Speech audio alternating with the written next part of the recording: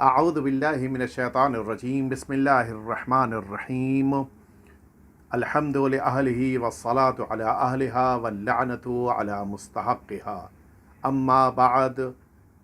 अज़ीज़ और मुकर्रम नाज़रीन किराम, अस्सलामु अलैकुम वरहमतुल्लाहि वबरकातुह।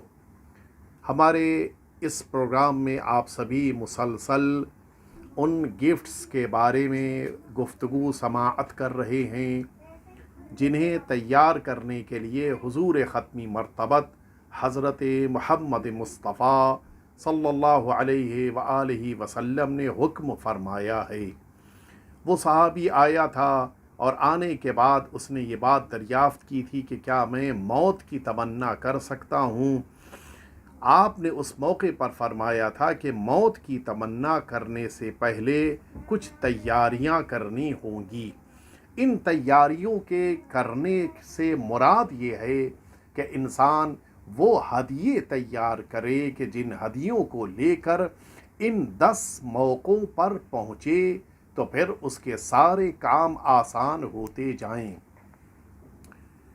इस माह मुबारक रमज़ान में अपनी तरबियत के लिए हम सब कोशिश करें कि इस सिलसिले में पूरी तरह से तरबियत नफ्स और तहज़ीब नफ्स के ज़रिए उन सारे हदियों को तैयार करें जिनके लिए ख़ुद रिसालत मआब सल्लल्लाहु अलैहि वालैहि वसल्लम ने हम सब से फरमाया है। आप फरमाते हैं कि वह हदियतुल मीज़ान फ़अरबअतु अशिया, 4 तरह के हदिये हैं जो मीज़ान के लिए तैयार करने हैं ताकि इंसान जिस मौके पर इस पुले सिरात पर जाने से पहले मीज़ान पर रुके, जहाँ उसके आमाल को तौला जाना है, जहाँ उसके आमाल को वज़न करना है और ये देखना है कि उसका अमल कितना सही था और कितना गलत था। उस मीज़ान के लिए अगर इंसान हदिया तैयार करके ले जा रहा है तो फिर उस मीज़ान पर उसके आमाल को अच्छी तरह से तौला जाएगा। फरमाया ये 4 चीज़ें हैं जिन्हें तुम सब अपनी तरफ से बतौर हदिया एज ए गिफ्ट लेकर जाना ताकि तुम्हारे लिए काम आसान हो जाए। सबसे पहला हदिया जिसे मीज़ान के लिए तैयार करना है वो वर्उस सिद्क़ यानी सच्चा तक़वा होना चाहिए, हकीकी तक़वा होना चाहिए, अल्लाह के लिए तक़वा होना चाहिए। किसी और के खौफ, किसी और के डर या किसी और के रोब व दबदबे की बिना पर इंसान के अंदर ये तक़वा ना हो, हत्ता लोगों की बिना पर भी नहीं होना चाहिए। हो तो सिर्फ़ और सिर्फ अल्लाह के लिए होना चाहिए। और इसकी अगर मिसाल देखनी है तो फ़ुदैल बिन अयाद की मिसाल बेहतरीन मिसाल है। कुरान मजीद के सूरह हदीद की 16वीं आयत शरीफा ने इस फ़ुदैल की पूरी ज़िंदगी को बिल्कुल 180 डिग्री ऐसा तब्दील किया कि फिर यही फ़ुदैल लोगों के लिए मिसाल बन गया। कहाँ तो आलम ये था कि फ़ुदैल के नाम से लोग थर्राते थे, फ़ुदैल का ज़िक्र आ जाए तो लोग घबरा जाते थे, फ़ुदैल का सिर्फ कोई नाम ले ले तो ऐसा लगता था कि सब के जिस्म में राशा पैदा हो गया। और फिर एक दिन ऐसा आया कि यही फ़ुदैल लोगों के लिए मिसाल बन गए। हुआ क्या था, ये फ़ुदैल एक ऐसा डाकू था कि जिससे पूरा इलाका लरसता था। जहाँ कहीं जिस इलाके में भी ये फ़ुदैल पहुँच जाता था फिर किसी के अंदर हिम्मत नहीं होती थी कि फ़ुदैल का मुकाबला करे। यही फ़ुदैल एक दिन किसी जगह किसी मौके पर किसी घर को लूटने के लिए किसी की छत की बुलंदी के ऊपर चढ़ रहा था। आलम ये था कि ये पूरी तैयारी के साथ है, लेकिन इत्तेफाक ये है कि जब दीवार से ये छत की तरफ जा रहा था, दरमियान में उस बुलंदी पर जो रोशनदान था वो खुला हुआ था। इसने उसमें सर थोड़ा सा करार देकर महसूस करना चाहा कि उस घर में लोग किस पोजीशन में सो रहे हैं या जाग रहे हैं। उसने अचानक सुना उस घर का ज़िम्मेदार, उस घर का मालिक मुसल्ले पर बैठा हुआ कुरान मजीद की इसी सूरह हदीद की 16वीं आय शरीफा का ये हिस्सा तिलावत की शक्ल में पढ़ रहा था और मुसलसल रोए जा रहा था। अलम यानि लिल्लज़ीन आमनू अन तख़शअ क़ुलूबुहुम लिज़िक्रिल्लाह, क्या वो वक्त नहीं आया है कि जिनके दिलों, जो ईमान वाले हैं, कि उनके दिल ज़िक्र परवरदिगार से लरज़ने लगें। फ़ुज़ैल उस बुलंदी के ऊपर इस कुरान मजीद के आय शरीफा को सुनने के बाद इस अंदाज में लरज़ने लगा कि उसने सोचना शुरू किया कि मैं भी तो मुमिन हूँ, मेरे दिल में भी तो ईमान पाया जाता है, मुझे भी तो अल्लाह की बारगाह में हाजिर होना है, मुझ पर भी तो आयतों का असर होना चाहिए।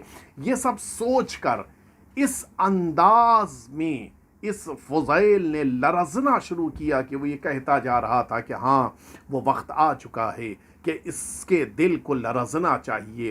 ये कहता हुआ उस बुलंदी से ये नीचे उतरा, सहरा में जाके इसने तौबा की, और वो तौबा जो वाकई तौर पे वरउस सिद्क़ कहलाती है, सच्चा तक़वा उसने अपने दिल में इख्तियार किया, तौबा कर लिया।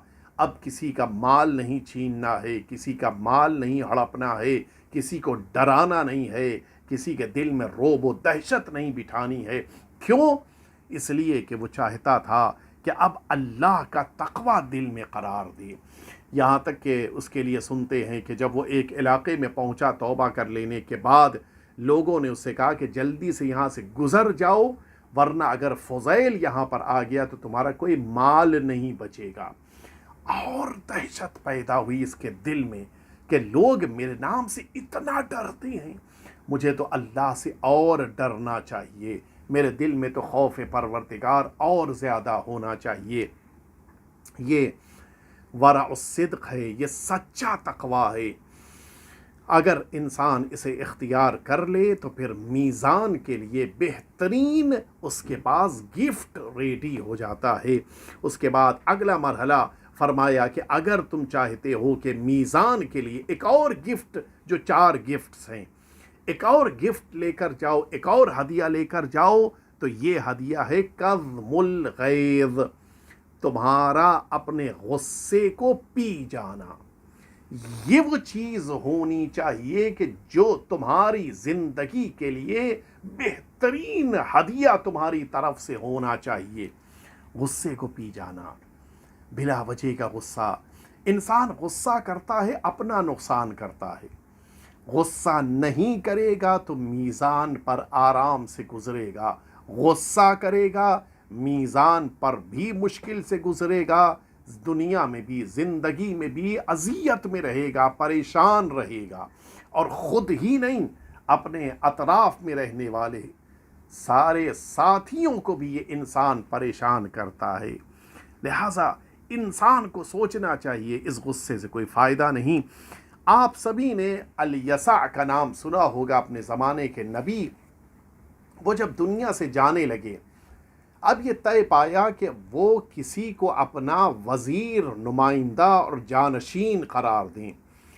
उन्होंने भरे मजमे में ऐलान कर दिया कि जो तुम में से चाहे मेरा जानशीन बन जाए। देखिए, अंबियाए कराम भी कभी कभी इंसानों की आजमाइश के लिए ऐसे जुमले फरमाते थे। हुजूर अकरम ने भी ये बात जब इब्तिदाए इस्लाम में पैगाम पहुंचाना था, ये फरमाया था कि कौन है जो तुम में से मेरा मददगार बने ताकि मेरे बाद वो मेरा वज़ीर हो, मेरा भाई हो, मेरा जानशीन हो। कोई नहीं खड़ा हुआ था सिवाय सरकार अमीरुल मोमिनीन हज़रत अली इब्न अबी तालिब अलैहिस्सलातु वस्सलाम के। अल-यसा नबी ने भी इसी तरह से ऐलान किया कि कौन है जो मेरे बाद मेरा जानशीन बने। एक नौजवान बिल्कुल कमसिनी की उम्र है, अपनी जगह से उठे, कहा मैं जानशीन बनूंगा। लोगों ने कहा नहीं, तुम बैठो, किसी बड़े को बनना चाहिए। बिठा दिया। फिर ऐलान किया, मजमे से कोई नहीं खड़ा हुआ। फिर जनाबे जुल्किफ्ल खड़े हुए, कहा नहीं तुम बैठो, अभी छोटे हो। तीसरी बार जब खड़े हुए तो उस मौके के ऊपर अल-यसा ने कहा कि देखो, मेरा जानशीन यूं ही कोई नहीं बन सकता, उसको 3 चीज़ों का वादा करना होगा। پہلا وعدہ یہ کرنا ہے کہ ہمیشہ اس کو دوپہر میں روزہ رکھنا ہوگا. کہ ٹھیک ہے، ایکسیپٹ ہے. آج ہم کو 30 دن کا رکھنا مشکل ہوتا ہے، وہ 365 دن کے روزے کے لیے راضی ہو گئے. دوسری شرط کیا ہے؟ جناب الیسع نے کہا کہ دوسری شرط یہ ہے کہ رات بھر جاگ کر عبادت کرنی ہوگی. کہا ٹھیک ہے، چشم، میں اس کو بھی قبول کیے لیتا ہوں، یہ بھی میں انجام دوں گا.